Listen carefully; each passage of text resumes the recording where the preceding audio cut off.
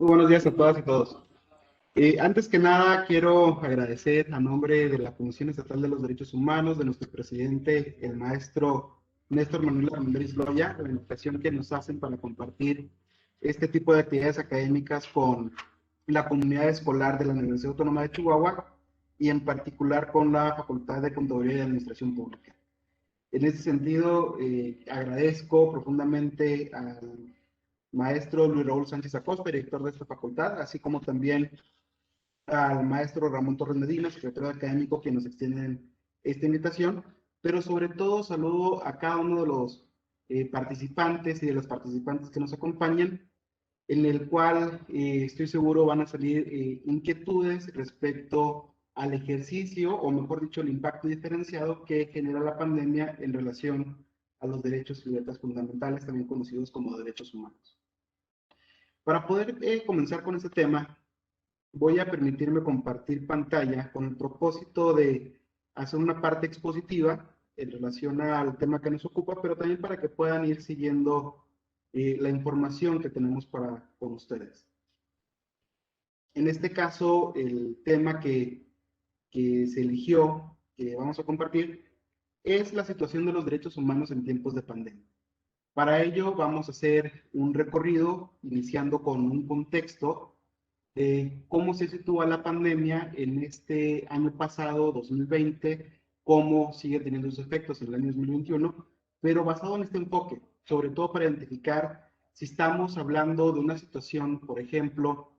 de emergencia o un estado de excepción, porque esto es algo que en la comunidad, al menos la jurídica, pues ha causado este tipo de confusiones. En segundo plano, estaremos abordando también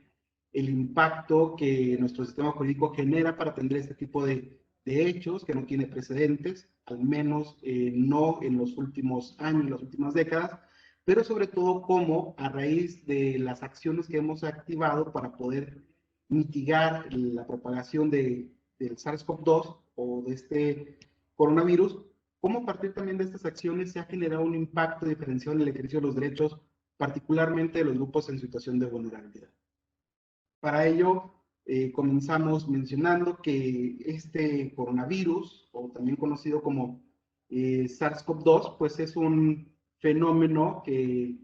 se presenta sin precedentes, es decir, es un virus nuevo, novedoso, que forma parte precisamente de otros virus que tienen por efecto generar infecciones respiratorias, pero que en el mundo no solamente se presenta como un hecho de materia de salud pública, sino que este, asimismo, como lo veníamos mencionando, trasciende el campo del derecho por todo el desconocimiento que implica sus efectos en el cuerpo humano, por el desconocimiento que implica en relación a las diversas síntomas que presentan las personas,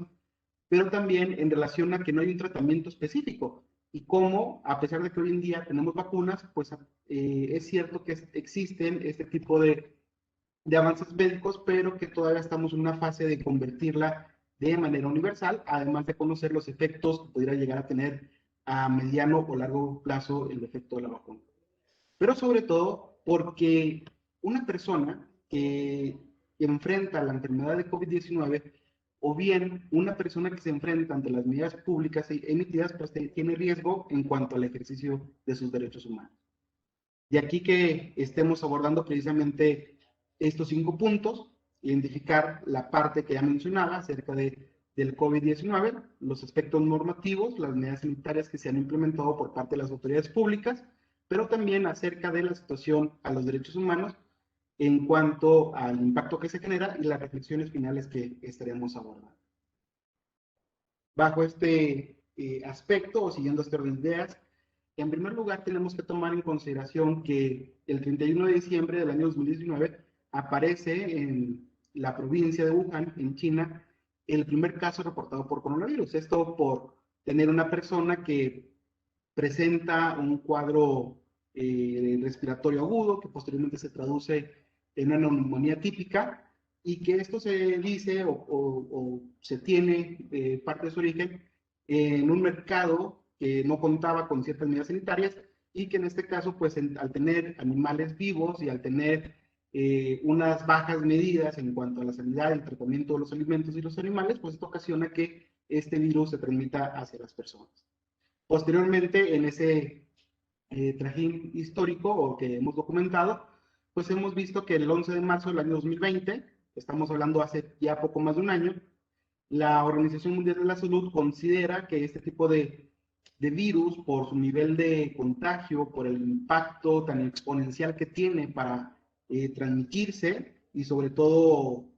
afectar a grandes poblaciones del mundo, pues ya la Organización Mundial de la Salud la declara como una pandemia, la pandemia del siglo XXI.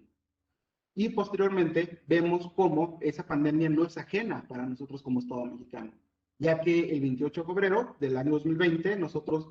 tenemos precisamente el primer caso de contagio de personas por coronavirus. En este sentido, por una persona que viaja al extranjero y que cuando llega aquí al país, pues ya empieza a presentar estos síntomas, comenzándose con esta primera fase, lo que consideramos como fase de exportación. Las personas que ingresaban al territorio mexicano y que posteriormente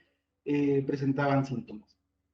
Sin embargo, en Chihuahua, como entidad federativa, el primer caso nos llegó el 17 de marzo del año 2020. Y en este asunto, pues recordemos, fue una persona en Ciudad Juárez que se contagia y que también venía del extranjero. Evidentemente, con los parámetros y patrones que ya habíamos identificado con la fase 1. Para el 24 de marzo del año pasado es cuando transitamos a la fase 2, es decir, un contagio que en este caso ya es de cierta manera dentro del orden interno, ya no solamente es por exportación de una persona que ha viajado al extranjero o que ha viajado a una zona de riesgo, sino que ya en esta fase 2 es cuando empezamos a detectar que los contagios se presentan con el contacto social que tenemos aquí con nuestra comunidad, ya sea en la escuela, trabajo, familia, entre otros, hasta que finalmente hace un año, 21 de abril del año 2020, México llega a esta fase 3, en donde ya no hay un origen específico de dónde se puede llegar a presentar el contagio, sino que este ya se encuentra descontrolado y nos podemos llegar a contagiar en muchos lugares. Esto, sobre todo, si no tomamos en cuenta las medidas de protección que emiten las autoridades sanitarias y que a partir de esta fase 3 que se presenta en el año, en abril del año pasado, pues ahí hemos visto cómo ha habido diversos picos que se han incrementado, picos que han disminuido, pero que siguen teniendo una transmisión comunitaria sin tener identificado el origen de este tipo de infección. Tal es el caso que cuando estamos frente a este tipo de situaciones, de este nuevo coronavirus, pues es aquí donde las autoridades también han hecho manifiesto cuál es la situación en cuanto a los números. Recordando que aquí estamos viendo números, pero que cada número representa una persona que puede ser víctima sobreviviente de COVID-19 o que puede llegar a ser víctima fatal de esta enfermedad. Y es que a nivel mundial, de acuerdo a las cifras y al reporte que se tuvo hasta el día de ayer, 27 de abril, la Organización Mundial de la Salud confirma poco más de 149 millones de personas alrededor del mundo que han tenido un contagio, un resultado positivo a COVID-19, mientras que la Secretaría de Salud a nivel federal ha reportado que en el estado mexicano se reportan cerca de 2.520.000 personas que han salido positivas a COVID-19, mientras que para el estado de Chihuahua tenemos, de acuerdo a las cifras oficiales del gobierno del estado, cerca de 64.000 personas que han padecido este tipo de contagios. Así pues, es cuando nos preguntamos, después de ver esta parte de las estadísticas, del contexto, ¿por qué el COVID-19 trasciende el campo del derecho? Y esto es porque cuando estamos en este sentido, pues ya lo mencionábamos, es porque la enfermedad en sí misma, más allá de convertirse en una cuestión de salud pública, ya trasciende al ejercicio de los derechos y libertades fundamentales. Y sobre todo porque ante este tipo de pandemia y ante las medidas emitidas es donde encontramos el impacto hacia el ejercicio de los derechos. Por lo tanto, aquí es donde nos tendríamos que preguntar, el hecho de que estemos en pandemia y el hecho de que estemos frente a una situación que tenemos que hacer frente para mitigarla, para erradicarla y combatirla, representa para el campo del derecho una cuestión de excepción o una cuestión de emergencia. Y en este caso, si las medidas que vamos a implementar como políticas públicas de distanciamiento social son medidas propicias para poder suspender el ejercicio de derechos humanos o de las garantías que tienen estos derechos, para poder analizar precisamente el impacto que tienen este tipo de medidas que se han implementado por parte de las autoridades y ante la posibilidad de ver que los derechos humanos están en riesgo, tenemos que hacer un análisis entonces de lo que implica el aspecto normativo del Sistema Interamericano de Derechos Humanos y el aspecto normativo de lo que también tiene nuestro propio país, aquí en México. Y que en este sentido van de la mano porque nosotros, como Estado mexicano, ya nos hemos obligado a seguir esos estándares y tenemos que cumplir con el propósito de garantizar y respetar los derechos humanos. Para ello, tenemos que tomar en consideración que si vamos a hacer una política pública, si vamos a implementar una medida que tenga el propósito de prevenir el contagio, pues hay que recordar que como Estado mexicano tenemos el compromiso con el respeto a los derechos humanos. Y esto implica que los derechos humanos son todos aquellos derechos que tienen las personas por pertenecer a la familia humana, que se encuentran contenidos en los textos constitucionales, así como en los textos internacionales de los que somos parte, y que tienen como propósito establecer principios, deberes y obligaciones a todas las autoridades, en virtud de que nosotros como personas físicas o como personas colectivas somos sujetos titulares de los derechos. Y entonces yo tengo la prerrogativa de poder disfrutar, de poder ejercer cada uno de los derechos que me asisten, como lo es mi derecho a la educación, a la salud, como lo es mi derecho a una vida libre de violencia, como lo es también mi derecho a la protección de la salud, de la igualdad, entre otras cosas. Mientras que frente a la titularidad, pues yo tengo también que tomar en consideración que hay una persona, hay un ente que se encuentra obligado a hacer valer esos derechos. Y que en este caso, bajo esta perspectiva, este sujeto obligado es el Estado, independientemente de la forma de gobierno que tengamos, de la estructura que se adopte, o incluso independientemente de si se trata de una autoridad de alta jerarquía o de la menor jerarquía. Siguen siendo autoridades y como tal tenemos estas obligaciones de prevenir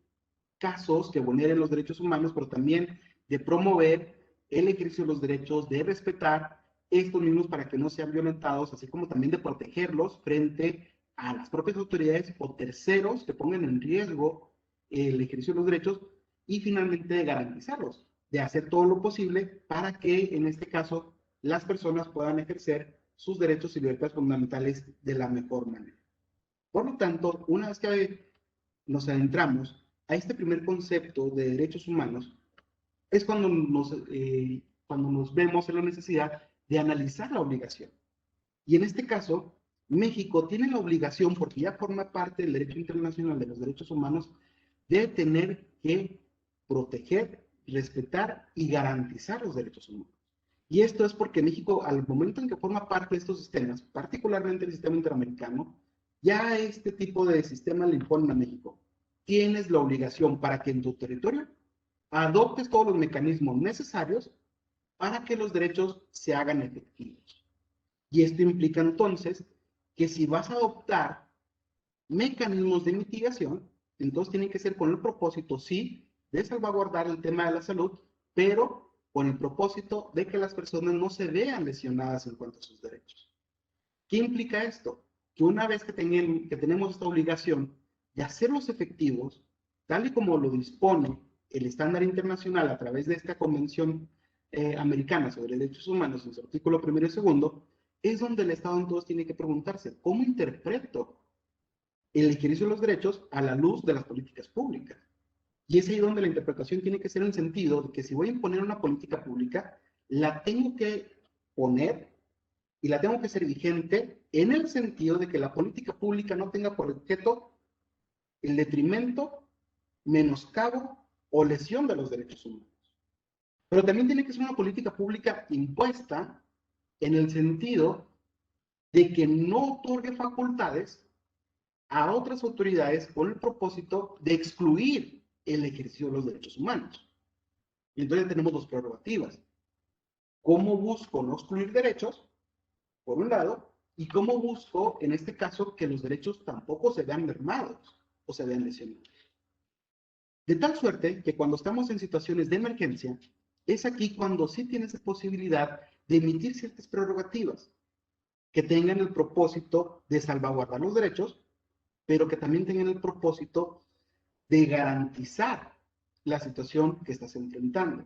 Y es por eso que los estándares internacionales, principalmente el artículo 27 de la Convención Americana, es muy similar al artículo 29 que tenemos en la Constitución, señala, si vas a tener una situación de emergencia, esta situación de emergencia tiene que ser únicamente cuando se trate de cuestiones de guerra, de cuestiones de invasión o cuestiones que pongan en grave peligro a la sociedad en general. Y que cuando estés en situaciones como estas, las medidas que tienes que implementar tienen que ser con el propósito de que salvaguarden los derechos humanos que encontramos aquí en la lista de la izquierda. El derecho a reconocerte la personalidad jurídica, a la vida, a la integridad, a la familia, nombre, la nacionalidad, pero también a que se reconozcan, en este caso, las garantías judiciales indispensables para la protección de tus derechos, como lo es el hecho de que puedas seguir generando denuncia ante situaciones arbitrarias, de que tengas derecho a reparaciones en caso de que haya alguna violación o alteración de tus derechos humanos. Pero que son medidas, dice el estándar internacional, que tienen que adoptarse únicamente en la medida y tiempo que sea estrictamente necesario. Y que para el caso de la pandemia, ese tiempo y medida estrictamente necesario no es un mes, no son 2 meses, sino es hasta tanto la situación de pandemia cese. Y entonces vamos a tener una situación de emergencia que se prolonga y se sigue prolongando en el tiempo porque no ha cesado como tal. Pero también son medidas que, como ya lo veníamos diciendo, no tienen que ser incompatibles con el estándar internacional de los derechos humanos. Es decir, no tienen que ser con el propósito, ya lo decíamos, de menoscabar, de anular, de poner en riesgo el ejercicio de los derechos, o en este caso, de excluir el efecto que estos mismos derechos tienen para las personas. Por lo tanto, cuando tenemos esos estándares internacionales, nos quedamos con esta situación. ¿Qué es lo que está haciendo México? México, en este caso, puede tener contemplada la posibilidad, como se tuvo en su momento, de suspender los derechos y garantías individuales. Sin embargo, el Estado mexicano dijo que no, porque no estamos en una situación de emergencia, porque no hay una guerra, no hay una invasión. Pero en este caso sí hay una perturbación al orden público con el tema de la pandemia, y es por eso que tenemos que emitir medidas restrictivas para el ejercicio de los derechos por un tiempo limitado y que tenga como propósito las prevenciones generales. Y aquí entonces esto parece ser contradictorio a lo que establece el propio estándar internacional. Sin embargo, la respuesta se presenta a la siguiente pregunta. Cuando vemos este apartado, es que nos preguntamos, ¿estamos entonces frente a un estado de excepción en México? ¿Por una situación de guerra, de invasión, como lo establece la propia Constitución? ¿O estamos frente a una situación de emergencia? Y si es así, ¿en qué fundamento o en qué norma encontramos precisamente esa justificación, sobre todo para la implementación de las medidas sanitarias? Cuando nos hacemos este tipo de preguntas, entonces ahí cuando tomamos en cuenta lo que ya establece el sistema interamericano, lo que establece nuestra propia Constitución, y encontramos la siguiente respuesta. En México, a pesar de que ya se ha declarado la fase 3, a pesar de que estamos en contexto de pandemia, México no está en una situación de excepción. México entonces no activa, en este caso, los mecanismos para suspender derechos y garantías individuales. ¿Por qué? Porque simplemente no se agota lo que establece el artículo 29 constitucional. Pero a pesar de que no se agota esa instancia, México tiene que tomar en consideración los parámetros que establece la propia Convención Americana sobre Derechos Humanos. Y es por eso que, en atención a esta emergencia sanitaria, México fundamenta la implementación de las medidas sanitarias en el artículo 4 constitucional. El artículo 4 ya establece que toda persona en los Estados Unidos mexicanos va a tener el derecho de protección a la salud, y que en este caso ese derecho implica también una obligación para la autoridad, que no solamente es que la persona pueda disfrutar de un estado de salud que es considerado como el mayor bienestar, tanto físico como social, como emocional, sino también de que la autoridad lleve a cabo acciones tendientes a garantizar ese estado de bienestar. Esto es, que está obligado a proveer de medicamentos, de hospitales, de personal médico y de todos los insumos necesarios para que la persona pueda disfrutar de su estado de salud. Y por lo tanto, cuando tenemos identificados el derecho de protección a la salud en México, es cuando encontramos el artículo 73, fracción 16, base tercera, que establece que frente a las situaciones de emergencias por cuestiones de salud, va a ser la autoridad sanitaria quien pueda, en este caso, emitir disposiciones para hacer frente a las situaciones de emergencia que nos encontramos. Esto es porque ya en el año 2011, si ustedes recordarán, 2009, 2010, 2011, tuvimos la aparición, en este caso, del H1N1, de la influenza. Y como tal, a partir de ese entonces, es que el Estado mexicano modifica este cuarto constitucional, artículo también 73, y otorga esta facultad al Ejecutivo para que a través de la Secretaría de Salud se lleven a cabo este tipo de medidas. ¿Y qué tipos de medidas fueron las que se implementaron? Medidas que se fueron tomando para nosotros a partir del año pasado, el 24 de marzo, donde se publica primero una serie de medidas preventivas de mitigación y control de riesgos sanitarios. Esto es, tener que llevar a cabo medidas de distanciamiento social, donde aparece este personaje que ya conocemos todas y todos, que es Susana Distancia, para poder mitigar el contagio del coronavirus. Así como también implementar el uso de cubrebocas o forma preventiva y el uso continuo de lo que es el gel antibacterial y otro tipo de medidas adicionales para prevenir su mitigación. Sin embargo, como este tipo de medidas no fueron suficientes y en esas fechas se desconocía todavía el flujo de contactos en México, todavía no teníamos conocimiento de qué tanto nos iba a afectar, es que para la siguiente semana, el 31 de marzo del año 2020, la Secretaría de Salud, además de emitir estas medidas preventivas, también inicia ya con la suspensión inmediata de ciertas actividades. Actividades que consideraba esenciales y actividades que consideraba no esenciales, dependiendo de lo que cada una de estas empresas, industrias ejercieran. Medidas que incluso fueron publicadas en el Diario Oficial de la Federación y que llevan una ampliación todavía hasta el 30 de mayo y que se siguen llevando a cabo hasta hoy, 2021, en donde observamos cómo hay ciertas actividades como la prestación de servicios federales o mejor dicho, servicios públicos que tienen que llevarse a cabo, pero como también hay otras actividades que van a tener que estar limitadas en cuanto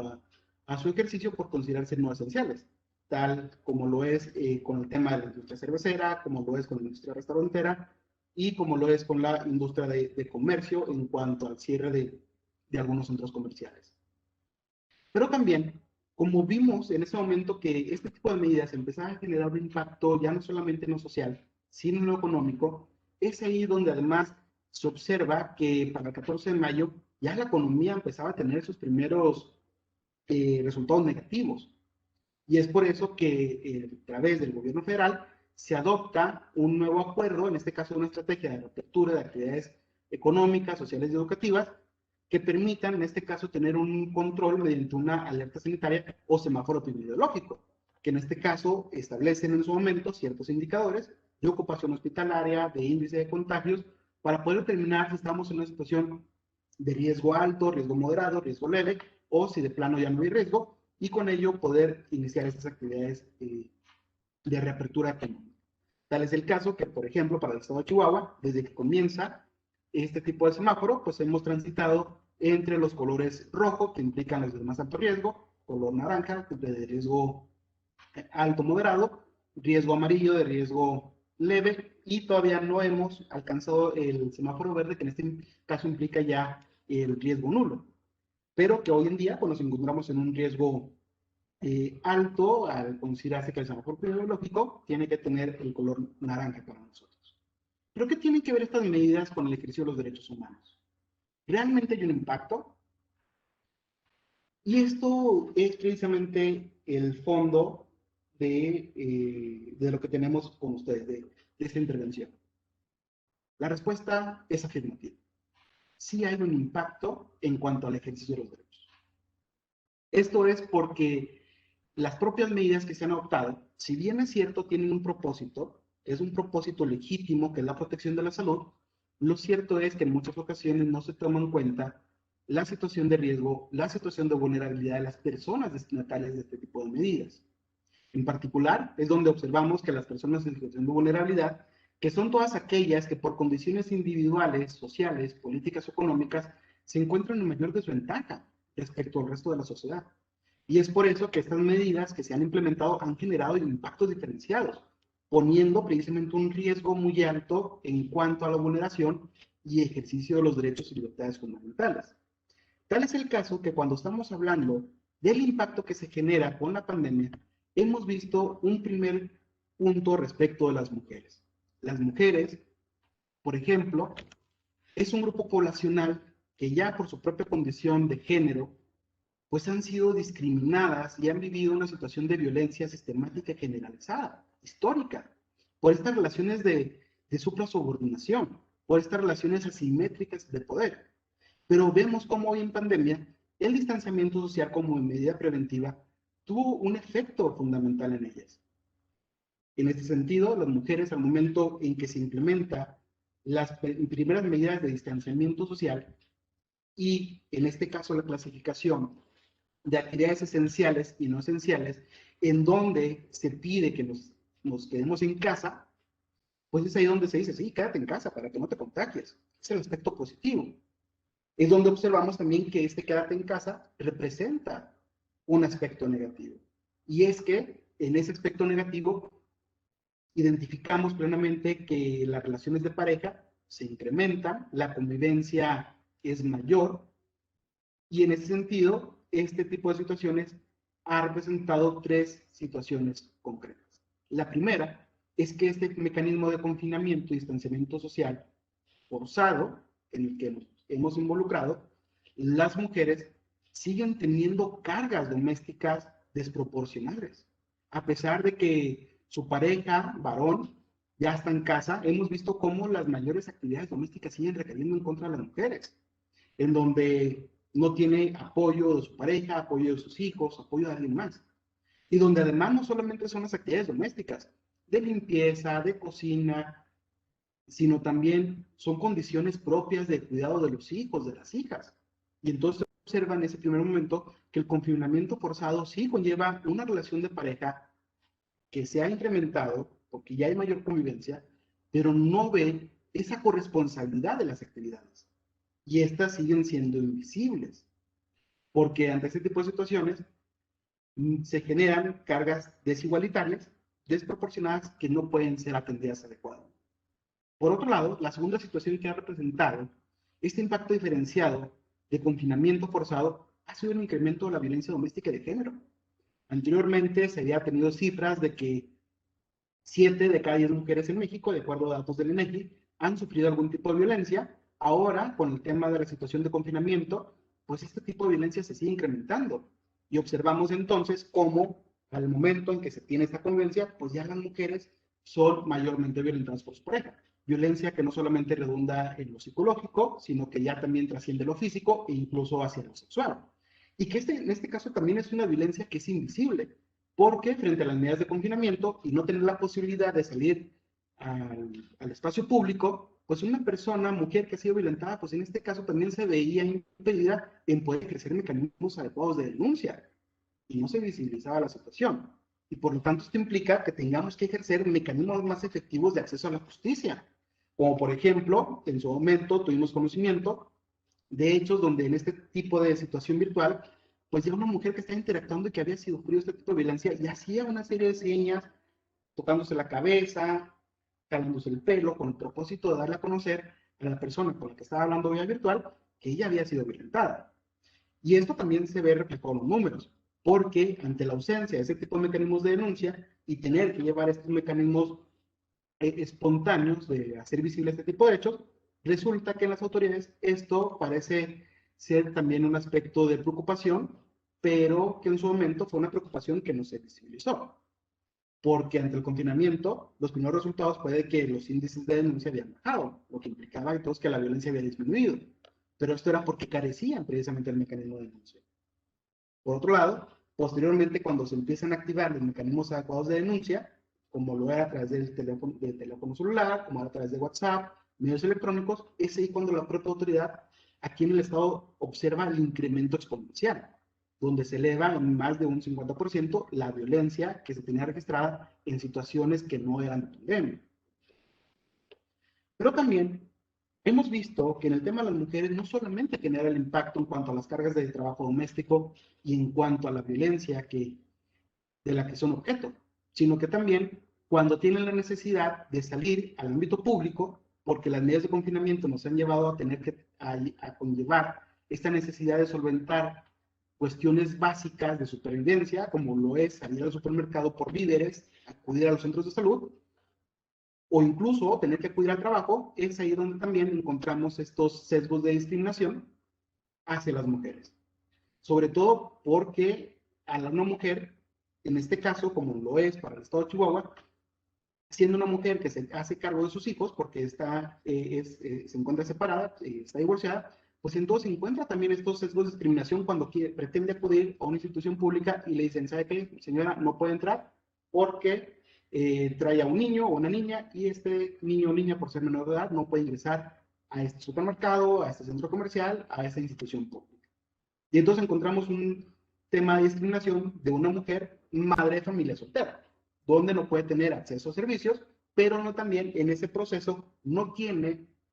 una red o un respaldo de dónde dejar a sus hijos que tenga pues, mecanismos de seguridad para evitar los contagios y entonces ella no puede solventar estas necesidades básicas. Sobre todo, mujeres en situación de embarazo también han enfrentado este tipo de situación. Mujer soltera en situación de embarazo, ni siquiera se le permitía entrar en este caso, a los supermercados, por considerarse un grupo en situación de vulnerabilidad, de alto riesgo. O bien, para cuestiones médicas de seguimiento al embarazo como tal, es ahí donde tampoco contaba con el apoyo adecuado de parte de su pareja para poder presentarse ante los hospitales. ¿Por qué? Porque también se le impedía el acceso a estos y únicamente el acceso a una persona. Y esto además lleva a que las mujeres entonces, al verse inmersas en ese tipo de situaciones, también en el ámbito laboral, sufran, en este caso, efectos negativos. Despido por considerarse en esta parte de la plantilla laboral como las personas de primera opción que tienen que ser cesadas, o bien tienen otro tipo de riesgos en cuanto a los ingresos, de los cuales son disminuidos como motivo de la pandemia, en virtud de que no se les puede pagar la totalidad porque, como vamos a tomar medidas, en este caso de índole laboral, como lo es el tema de las guardias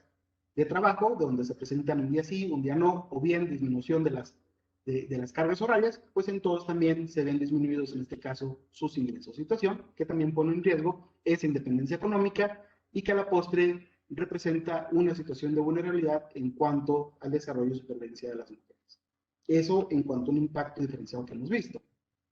Por otro lado, las niñas, los niños y los adolescentes también llegan a tener este impacto diferenciado. En primer término, tiene que ver con el tema de la integridad personal, porque al igual que con las mujeres, el hecho de que niñas, niños y adolescentes estén en casa, pues esto representa un mecanismo que los pone en riesgo frente al agresor o agresora, que por lo general es una persona que tiene superioridad, no solamente física, sino también jerárquicamente dentro de una familia sobre ellos o sobre ellas. Y por lo tanto son mayormente violentados y también en ese sentido niñas, niños y adolescentes tampoco cuentan con mecanismos adecuados de denuncia, de acceso a la justicia. Sin embargo, más allá de la violencia física, emocional o sexual, que se manifiesta en el mismo sentido que en el tema de las mujeres, las niñas, los niños y adolescentes tienen un mayor impacto en cuanto al desarrollo progresivo y en cuanto al derecho a la educación. Principalmente este último, porque las medidas de distanciamiento que fueron adoptadas tuvo como consecuencia el hecho de que transitáramos a una realidad virtual para poder ejercer los mecanismos de educación, en el que no obstante tener internet, computadoras, tecnología, pues lo cierto es que no todos y todas tienen acceso a este tipo de instrumentos. Tan es así que se ha detectado, por ejemplo, que en situaciones de marginación, como es población de niñez que se encuentra en Sierra Tarahumara o bien se encuentra aquí en el estado, en zonas de periferias, pues son los que menor acceso a servicios de Internet tienen. Y entonces, al no contar con un servicio de Internet, pues no pueden acceder a las plataformas y por lo tanto no pueden acceder a un sistema de educación plena. Pero también, por otro lado, hemos visto que las familias, por el propio impacto económico que ya generar el tema de la pandemia, tampoco cuentan con equipo adecuado para poder proveer de una educación de calidad a sus hijos. Y esto es porque en ocasiones en una casa se cuenta únicamente con un dispositivo electrónico, que en este caso es el celular. En menor cantidad se encuentran casas que tienen computadora. Pero si a esto le sumamos que en las familias, por lo general, hay dos o tres personas que están en edad escolar, pues también es ahí donde encontramos a quién le vamos a otorgar este tipo de apoyo. Se lo otorgamos al hijo, a la hija que sea mayor, se lo otorgamos al hijo o hija menor, porque en este caso, al tener un sistema escolar que sean las mismas horas, Y al contar con un solo equipo, pues es ahí donde no encontramos quién va a hacer uso precisamente de ese tipo de herramientas. Y cómo vamos a ser compatibles los horarios, en este caso, escolares, con el equipo que tenemos. O bien, se dice, tienes una actividad esencial como padre de familia y entonces tienes que acudir a tu trabajo de manera oportuna, pero resulta que tienes a niñas, niños y adolescentes en casa y a estos no los puedes dejar solo, porque si los dejas solo no van a poder acudir, en este caso, a los sistemas educativos porque no van a hacer uso adecuado de las tecnologías que tenemos para poder proveer de ese tipo de educaciones. Y esto es lo que ha impactado precisamente el tema de la educación. Tan es así que hoy en día se sigue pugnando para que las medidas vayan encaminadas a generar mecanismos de participación, donde niños, niños y adolescentes cuenten con espacios de participación activa, donde sean tomados en cuenta, donde sean escuchados, y en donde entonces tengamos que modificar una política pública de un enfoque adultocentrista, como la que se tiene, a un enfoque con perspectiva de niñez y que tenga por objeto el desarrollo progresivo de los mismos y la garantía de sus derechos humanos. También, en ese sentido, para poder erradicar este impacto diferenciado, tenemos que proveer de mecanismos que atiendan a la violencia infantil y en este caso que garanticen una vida libre de violencia. Tenemos que garantizar también mecanismos adecuados de salud. Es otra de las cosas que se ha manifestado, que niñas, niños y adolescentes, principalmente niñas y niños en primera infancia, no son susceptibles a contraer coronavirus. Y esto se ha manejado como un estigma. Sí son susceptibles. Incluso en el estado de Chihuahua, recientemente en esta semana,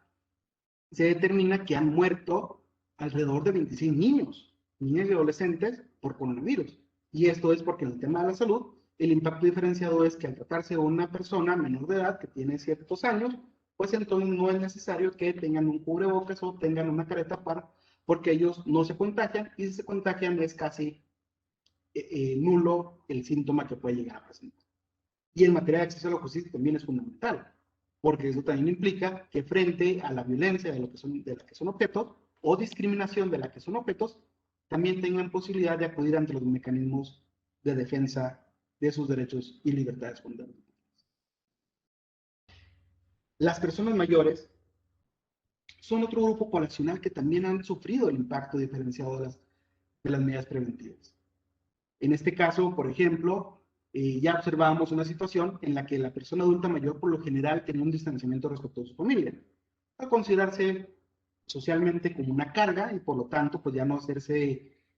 cargo de ver o velar por su propia integridad, pero que con motivo de las pandemias este tipo de desigualdades, este tipo de conductas se acrecentaron de manera exponencial, porque ya no solamente estaban siendo relegados socialmente por parte de los familiares, sino que ahora ya están en situación de abandono. Ya la situación de confinamiento, al momento de ver a este grupo etario, pues es donde se evita un contacto hacia este tipo de personas por considerarlas de alto riesgo, pero ese distanciamiento implica entonces que ya no tienen un acercamiento con la familia, ya ni siquiera se les provee una asistencia inmediata, ya ni siquiera se tiene la posibilidad de tener una convivencia con ellos. Y esto implica entonces un deterioro a su estado de salud, pero también a su estado emocional, en la cual pues se va a incrementar el riesgo de padecer el coronavirus y de tener efectos incluso hasta letales. Esto implica entonces que la protección de la salud, el nivel de vida adecuada, la supervivencia y la familia se ven mermados y se ven afectados por las medidas de distanciamiento social. Y si a esto le sumamos todavía que estas personas adultas mayores tienen la necesidad de acudir centros hospitalarios, de acudir a supermercados o centros comerciales, es donde también encontramos este otro tipo de situaciones. Se les llega a negar la entrada precisamente por la condición de edad. Y entonces al negarse la entrada es donde también ese tipo de desigualdad y vejaciones se ven incrementadas. ¿Por qué? Porque no tienen posibilidad de contar con insumos básicos de alimento, porque ya no tienen la posibilidad de acudir en este caso de manera plena a hospitales, porque las citas fueron canceladas y suspendidas en gran parte de los sistemas de salud pública, y esto representa entonces que también muchos de ellos que no tienen la posibilidad de tener un vehículo particular, que tengan que salir a moverse en la vía pública, pues incremente el nivel de contagio. Por lo tanto, ¿qué es lo que tenemos que establecer o qué tenemos que hacer para reducir el impacto diferenciado en las personas mayores? Por un lado, tenemos que reconocer su autonomía, respetarlas como personas. No dejan de ser personas que conviven con nosotros y por lo tanto siguen teniendo derechos y hay que respetarlos. ¿Para qué? Para que puedan tener esa independencia o bien tengan ese nivel de vida adecuado. Evitar los mecanismos de estigmatización, discriminación en los ámbitos públicos y privados, así como la negación de entrada a los tipos de servicios que se proveen por parte del Estado. Y sobre todo, tenemos también que escucharlos. Así como con los niños y las niñas decíamos que tenemos que incrementar el sistema de participación, con las personas adultas mayores también lo tenemos que hacer.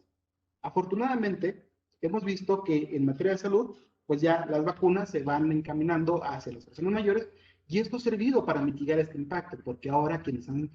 tenido la posibilidad de contar con la vacuna, pues ya poco a poco se les empieza la oportunidad para que estos mecanismos de abandono y de negación de sus derechos se puedan disminuir y tengan posibilidad de convivir y realizar actividades en el ámbito público, actividades que se habían perdido. En el caso de las comunidades indígenas, eso también es importante, sobre todo si tomamos en consideración que en México hay una gran cantidad de población indígena y particularmente el estado de Chihuahua también cuenta con ese tipo de poblaciones. También aquí nosotros encontramos un impacto diferenciado. Hemos visto que varios de ellos no hablan el español, hablan su propia lengua materna. Y esto implica que no solamente tengan una barrera de idioma, sino también implica que no tengan información oportuna. Porque al momento en que no se respeta el idioma, al momento en que no hablan el español, pues es donde encontramos barreras formales, sociales y estructurales que impiden tener un adecuado o una adecuada garantía a la protección de la salud. Aquí observamos incluso que al no contar con ese tipo de información oportuna en la lengua que manejan ellos, pues ellos no saben, y lo tenemos así documentado, no saben lo que está pasando a nivel mundial con este tema del coronavirus, no conocen los efectos, no conocen, por ejemplo, la situación o los síntomas que llegan a presentarse. Y es por eso que encontramos esta gran barrera. Y esto es porque también nosotros, como autoridades, no contamos con traductores e intérpretes suficientes para poder hacer llegar esa información. Y por otro lado, porque también frente a este tipo de situaciones no estamos respetando sus usos, sus costumbres o sus propios sistemas normativos. Y es que al tener una cuestión de salud pública como esta, que tiene que ser atendida por todas y todos, y querer llevar a cabo estos mecanismos, pues es ahí donde al no tomar en cuenta los usos y costumbres o los propios sistemas normativos, es donde nos estamos adentrando al interior de las comunidades y nosotros mismos somos los que estamos llevando el virus hacia el interior. O bien, al no respetar este tipo de situaciones, no sabemos cómo atender a una persona indígena que ha padecido el virus y cómo hacer uso de sus medicinas tradicionales para efectos mitigar ciertos padecimientos o dolores. Esto representa, en su conjunto, entonces que las personas y comunidades indígenas no tengan un adecuado servicio de salud pública hospitalaria, que sea diferenciado, pero también porque todo este tipo de situaciones en particular han generado que las brechas de desigualdad, de discriminación que existen en las comunidades indígenas se sigan incrementando. Si ya están en una situación de desventaja, ahora con la pandemia han sido más. La marginación, la falta de participación es fundamental, no son tomadas en consideración, pero también no se les ha brindado la información con esa pertinencia cultural. Así como, por ejemplo, en otras ocasiones, los órganos de protección de derechos humanos han detectado que cuando las personas que pertenecen a comunidades indígenas también han fallecido, pues ahora con el tema de la sobreocupación, por ejemplo, de funerarias, de centros hospitalarios, y que en este caso incluso no se cuentan con políticas públicas adecuadas para poder enterrar el cuerpo de una persona que ha fallecido por COVID, y que en ocasiones como en Ecuador sucedió y como ha sucedido en otros lugares de aquí del continente donde los cuerpos están siendo incluso hasta quemados, pues es ahí donde también vemos que no se respeta el derecho al duelo o los propios rituales que tiene la propia comunidad indígena. Recordemos que ellos parte de su cosmovisión implica que forman parte de la naturaleza, parte de la madre tierra, y que en este caso tienen que tener ese contacto, aun y cuando han fallecido tienen que tener ese contacto con la propia naturaleza en la que se ubican. Y esto es lo que no se ha respetado, los duelos, los rituales. y eso implica precisamente la pérdida de la identidad cultural. En cuanto a la educación virtual, eso tampoco ha sido garantizado. Inicialmente se tomaba en consideración que la educación se iba a llevar de manera virtual, pero no se garantiza porque ya lo decíamos, se encuentran principalmente en asentamientos indígenas, se encuentran en lo más recóndito de la sierra aquí en el estado de Chihuahua, y por lo tanto no cuentan con un acceso adecuado a sistemas de educación. Y esto pues implica la falta de desarrollo progresivo, de desarrollo de habilidades de las niñas y los niños, y por lo tanto va a implicar en un largo plazo un bajo nivel educativo hacia la población indígena. En materia de justicia, de seguridad y de violencia, pues esto también se incrementa, ya no solamente por la situación de la violencia generada por el crimen organizado, sino que también siguen siendo objeto de exclusión, discriminación y de una falta de mecanismos adecuados de acceso a la justicia, por considerarlos indígenas, por considerarlos como personas de bajos y escasos recursos, y bien por considerarse que no merecen, en todo caso, la tutela y protección por parte del Estado. Las personas privadas de libertad es otro grupo poblacional que también se ha visto mermado por el ejercicio de los derechos humanos en cuanto a las situaciones de pandemia. Y particularmente el estado de Chihuahua ha sido objeto precisamente de este tipo de vulneraciones. Debiésemos entender en primera instancia que al ser personas privadas de libertad ya se encuentran, en este caso por mandato judicial,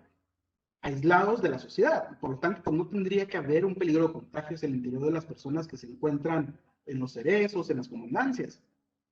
Pero por otro lado, hemos visto entonces que a pesar de que se encuentran aislados, porque están privados de libertad, lo cierto es que hacia el interior no se están garantizando los mecanismos adecuados de atención de la salud, pero tampoco se han visto, en este caso, implementados los mecanismos de mitigación y prevención del contagio. Y es que aquí en la ciudad de Chihuahua y particularmente en Ciudad Juárez, se tuvo un incremento exponencial de personas que estaban en el interior del cerezo que se contagiaron. Estamos hablando cerca de 300 personas que en el cerezo salieron positivos a SARS-CoV-2. ¿Y qué implican todo esto? Que tratándose de personas privadas de libertad, no se está garantizando, en este caso, un mecanismo filtro sanitario que sea adecuado, como ya lo venían estableciendo las medidas. Uso de cubrebocas, gel antibacterial, toma de temperatura, distanciamiento social. Por otro lado, lo que estamos viendo es de que al momento en que surge un contagio, lo cierto es que este peligro se incrementa toda vez que hay una sobrepoblación de los centros penitenciarios. Aquí, por ejemplo, tan solo en Aquiles Cerdán, estamos hablando de alrededor de 2,000 personas que están privadas de libertad, y hay una sobrepoblación entre quien compurga ya una pena, formalmente porque está siendo sentenciado, y entre una persona que está apenas en un proceso penal y a espera de una sentencia en su contra. Hemos visto que, por ejemplo, a los grupos en situación de vulnerabilidad no se les está atendiendo de manera adecuada. Y es que hay personas que tienen algún tipo de discapacidad, hay personas que presentan algún tipo de comorbilidad, hay personas que son adultos mayores o que son mujeres en situación de lactancia o embarazo y no se les presta una atención diferenciada. También hemos visto que al momento en que se lleva a cabo el tema de la vinculación social, porque tienen derecho a tener contacto con familiares, con su abogado o abogada que les represente, hemos visto que tampoco se garantizan condiciones dignas, tanto en las instalaciones como en la vinculación social. Y esto implica que el tema de la vinculación esté suspendida totalmente. No tiene la posibilidad de contactarse. Y esto tiene como resultado que un familiar no tenga conocimiento de cómo está su otro familiar. No tenga conocimiento de si está bien, si está mal, si tiene frío, si ya comió. Y entonces hay en este caso un resultado que se considera como de abandono.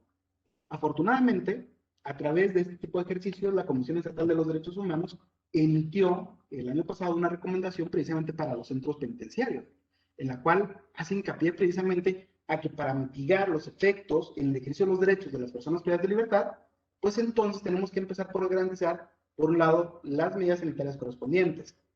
reducir a la sobrepoblación penitenciaria, así como atender a los grupos en situación de vulnerabilidad, pero sobre todo de evaluar las medidas preventivas de privación de libertad oficiosa, así como las condiciones necesarias para garantizar instalaciones y espacios comunes adecuados para la convivencia social, así como para la vinculación del interno con la sociedad en general, su familia y su abogado defensor. Las empresas, a pesar de que una empresa por sí misma no es un sujeto titular de derechos, es aquí donde también hemos visto el impacto que se ha generado. Varias empresas aquí, como parte del impacto, han tenido que cerrar actividades de manera momentánea, temporal. Se han visto la necesidad de reducir, en este caso, cargas horarias. Sin embargo, algo que no se ha visto es que el impacto diferenciado ocasiona que gran parte de estas empresas no cuenten con los recursos necesarios para solventar la renta, los salarios, las obligaciones fiscales que se tienen. Y esto ha representado entonces que las personas que laboran en las empresas tengan también un impacto diferenciado a las medidas preventivas, porque gran parte de ellos han tenido que ser despedidos, otros se han visto la necesidad de que ante las guardias que se van a tomar, pues tengan que hacer uso de sus prestaciones laborales, como el tema de las vacaciones. Otros han visto reducidos sus ingresos porque hay una reducción de cargas laborales, pero también en el peor de los casos hemos visto que en este caso las empresas tienen que hacerlo. Y esto pues es algo eh, peligroso, es algo de preocupación, porque simplemente basta con dar una salida aquí a las calles de la ciudad y transitar por las principales calles y nos vamos a dar cuenta que varias de estas empresas han cerrado y entonces los locales se encuentran en renta a la venta porque ya no tienen, en este caso, los ingresos necesarios.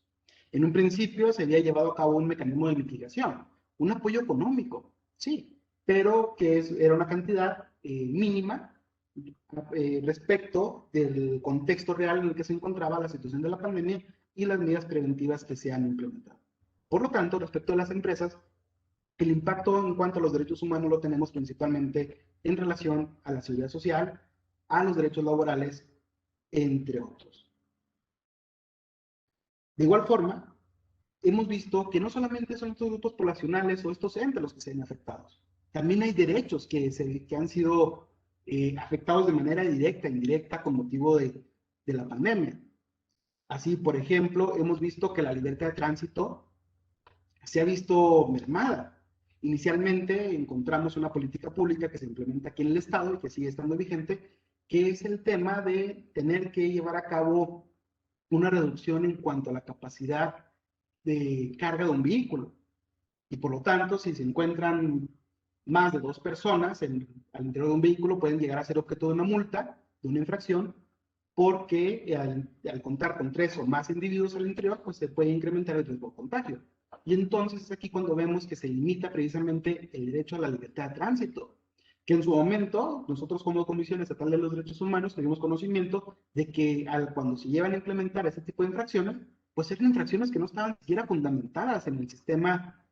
de la ley de vialidad de tránsito de parte de aquí de la entidad. Y entonces estamos hablando que eran infracciones que eran totalmente desproporcionadas y arbitrarias en su momento. Pero también hemos visto cómo este derecho a la libertad de tránsito o libertad personal también se ve mermado porque ahora ya también se llevan a cabo mecanismos de reducción de aforo, por ejemplo, en diversas plazas, lugares, centros comerciales, y esto implica también un detrimento en esta libertad de tránsito. ¿Qué pasa si yo quiero ir, por ejemplo, a ejercitar mi cuerpo o mi salud? Y entonces encuentro que un parque público pues se encuentra cerrado y ya no puedo acceder a este tipo de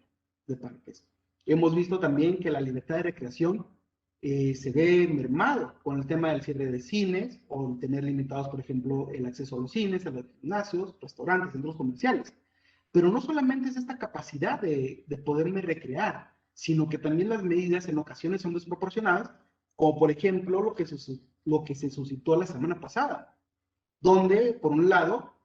un sistema, por ejemplo, que tiene que ver con el consumo de alcohol, pues se avisa con tiempo suficiente de antelación para que la población conociera cuál iba a ser la medida que se iba a implementar, pero como al tratarse de un mecanismo de primer necesidad, como lo era el abastecimiento de insumos de primer necesidad, pues entonces esto no se lleva con el tiempo suficiente de anticipación y ocasiona que en este caso centros comerciales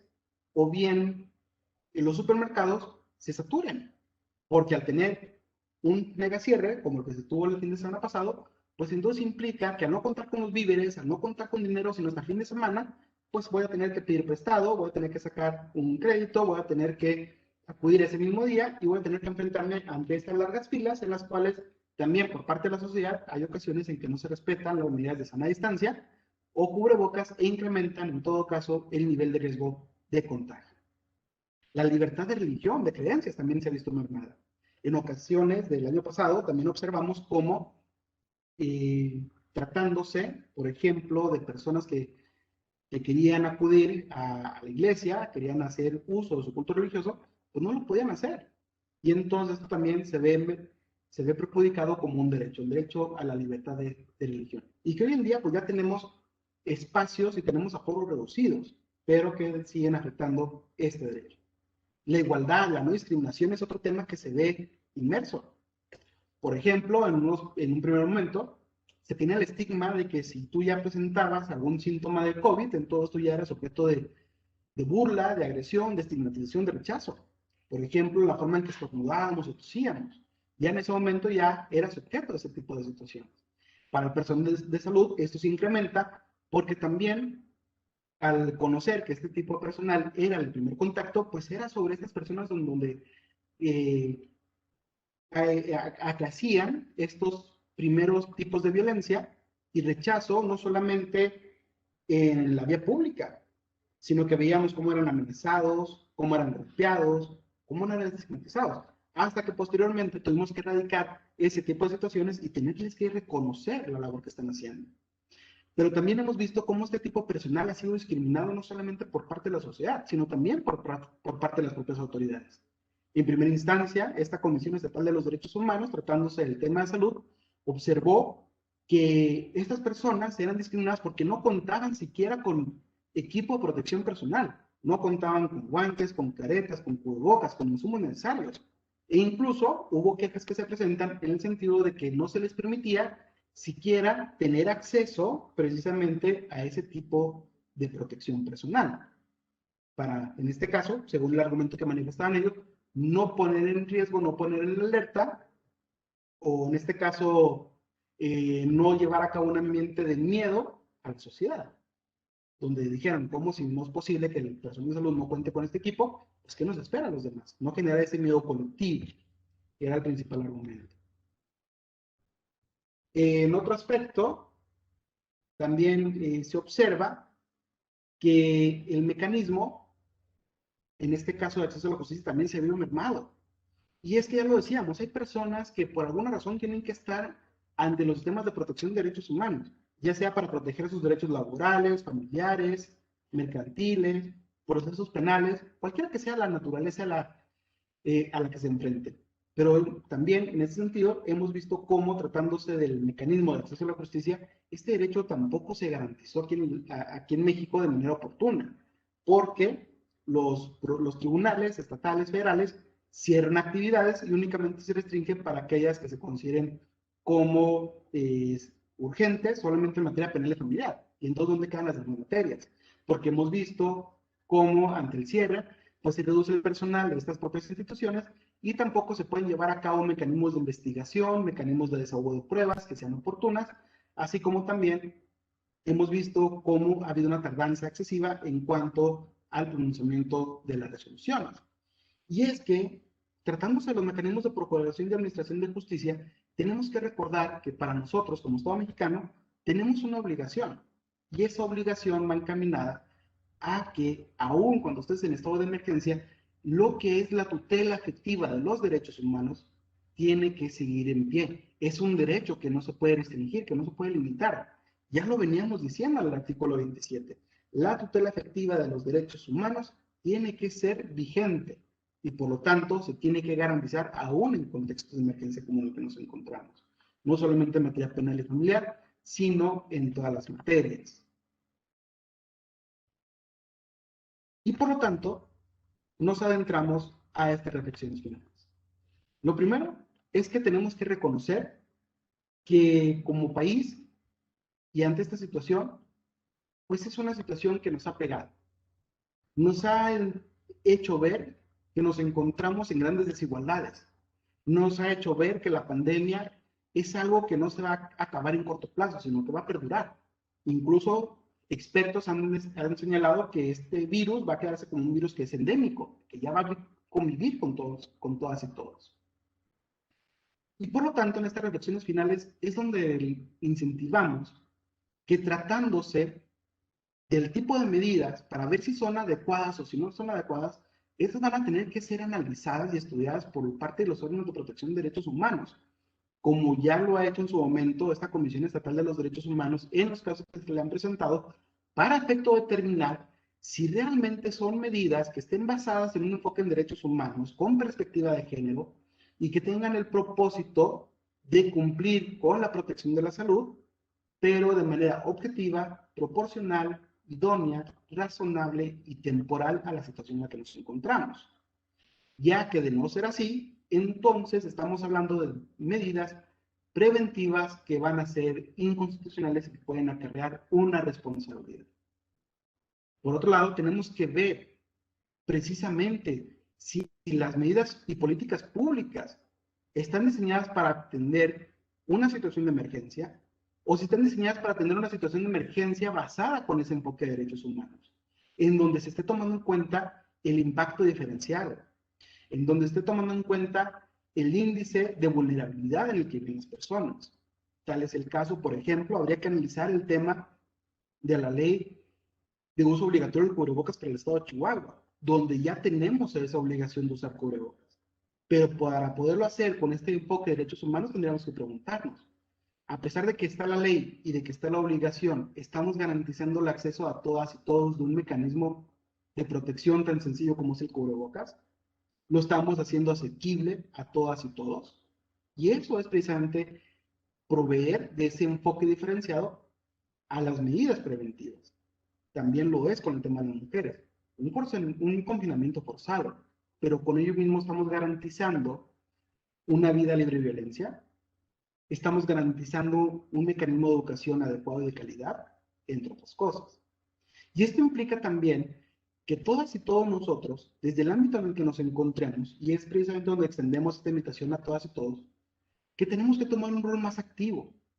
para hacer valer los derechos y libertades fundamentales, para darnos a conocer, pero también un rol más activo para hacer frente a las violaciones a las que nos encontramos. Y esto nos va a llevar a esta última reflexión. Entonces, ¿qué tenemos que hacer? Tenemos que tomar en cuenta la situación, el contexto, con el propósito de que se adopten medidas legislativas, judiciales, administrativas, presupuestarias o de cualquier otra índole que afecten o tengan el propósito la afectación a los derechos humanos. Es decir, tenemos que hacer todo lo que esté a nuestro alcance para atender los mecanismos de atención a la salud, pero que por otro lado garanticen el ejercicio oportuno de los derechos y libertades fundamentales. Con ello, cierro esta presentación. Voy a dejar de compartir pantalla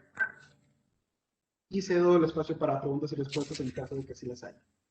Muchas gracias, maestro Saúl Alonso Castañeda Domínguez, por su conferencia. Sí, a continuación voy a proceder a dar lectura a algunas preguntas que nos hicieron a través del chat para que nos apoye, por favor, en darles respuestas. Nos dice el maestro José Luis Ibabe, ¿qué procede cuando una persona se rehúsa a utilizar la mascarilla sustentando que no está enfermo y aduciendo sus derechos a llegar, sus derechos a ello en un lugar no público que demanda su uso? Por ejemplo, ciertos centros comerciales exigen el uso de la mascarilla. La persona se rehúsa amparándose en que está vacunado y por ello no va a contagiar, sin embargo es sacada de las instalaciones. Por ende, realiza su queja ante ustedes por la violación de sus derechos. ¿Cómo van ustedes a proceder en contra del derecho privado de la empresa? Muy bien, en primera instancia, lo que quiero comentar es que la Comisión de Derechos Humanos tiene injerencia únicamente respecto a los actos de autoridad. Es decir, únicamente podemos ver por actos o omisiones que una autoridad pública haga respecto de una persona. Si en este caso se trata, por ejemplo, de un ente privado, que puede ser el centro comercial o la empresa, y que genera el acto de violencia o discriminación, entonces tendrían que ser otro tipo de instancias como la Fiscalía, la CONAPRED, o en este caso otro tipo de institución, según la naturaleza de la violación. Sin embargo, sí tenemos que tomar en consideración lo siguiente. La ley de uso del cubrebocas tiene el propósito de proteger a las personas de posibles contagios. A pesar de que una persona puede estar vacunada, a pesar de que ya estuvo contagiada y presenta anticuerpos, ello no la exime del uso del cubrebocas. Es con ese propósito. Aquí es en la ponderación de los derechos. Lo que se pretende es que en este caso, tanto esta persona como las que se encuentran alrededor puedan ejercer sus derechos libremente. Y en este caso se considera que el uso del cubrebocas de manera obligatoria, pues es una medida idónea, objetiva, razonable para poder mitigar ese tipo de contagios como tal. Y entonces, mientras se solvente ese tipo de situaciones y el objetivo legítimo, es ahí donde podemos decir no hay un acto de violencia. Sin embargo, primero tenemos que informarle, tenemos que proveerle lo necesario de los efectos positivos y negativos que implica esto y brindarle otro tipo de alternativas. Con ello, pues es, por ejemplo, que solicite información a terceras personas o bien que otra persona que tenga el propósito de ingresar a ese centro comercial lo pueda hacer por ella para poder mitigar el caso. Pero no implica que en este caso tengamos que excluir o que tengamos que negar. Y eso se va a hacer en cada caso concreto. Muy bien. Otra pregunta, maestro, era en relación a las empresas, que usted ya lo comentó. Cuando hablamos nosotros o pensamos en los derechos humanos, como que pensamos o nos referimos a los particulares. Sin embargo, con motivo de la pandemia, las empresas se han visto afectadas con motivo de que tienen que pagar sueldos, como usted dice, impuestos, contribuciones, siendo que a veces no tienen ingresos. En ese momento se empieza a afectar el patrimonio del particular. Entra ahí ya lo que son los derechos humanos. Sí, nosotros como derechos humanos hemos hecho diversos estudios, análisis. En un primer término, hay un proyecto, bueno, en este caso una política pública que se lleva a nivel de Naciones Unidas, se llama Pacto Global, es referente a las empresas socialmente responsables. Y aquí para lo que es el Estado mexicano, incluso la Comisión Nacional advirtió una situación que tiene que ver con empresas de derechos humanos, una recomendación general, la número 35, si no recuerdo. Y en este caso tiene como propósito hacer ver que las empresas, a pesar de que son entes privados, también las empresas tienen obligaciones respecto a las personas que están en el interior, y en este caso es solventar el ejercicio de los derechos de todas las personas que se encuentran al interior de la empresa. Pero cuando la empresa también se ve mermada por este tipo de situaciones, es ahí donde tenemos que buscar la manera de poder hacer frente a ese tipo de hechos. Una situación es hacer un recorte que sea justificado, otra cosa es hacer un recorte justificado de personal. Claro. Y en este caso señalando por qué estoy en poca posibilidad de pagar esos salarios, por qué lo tengo que hacer de esta manera, por qué tengo que reducir. Y eso implica tener que analizar de nueva cuenta cada caso concreto para ver qué es lo que sucede con esa empresa y determinar si hay alguna responsabilidad o no. Correcto. Muchas gracias. También lo felicita el maestro Víctor Manuel Santini, que lo felicita por su interés por las comunidades indígenas. Bueno, muchas gracias, maestro Castañeda, por sus respuestas. Bueno, en este momento se pone a disposición de los maestros y de las personas interesadas la liga para el registro y poder obtener su constancia de asistencia. A continuación, me voy a permitir dar lectura al reconocimiento virtual para nuestro conferencista. La Universidad Autónoma de Chihuahua, a través de la Facultad de Contaduría y Administración, otorga la presente constancia al maestro Saúl Alonso Castañeda Domínguez por su valiosa participación como conferencista presentando el tema Derechos Humanos en tiempos de pandemia, en el marco de la 8ª Semana Académica de Contaduría y Administración celebrada vía Webex los días 27, 28 y 29 de abril de 2021. Luchar para lograr, lograr para dar, firma al calce nuestro director, maestro en finanzas, Luis Raúl Sánchez Acosta. Investigación y sentido y docencia con sentido social.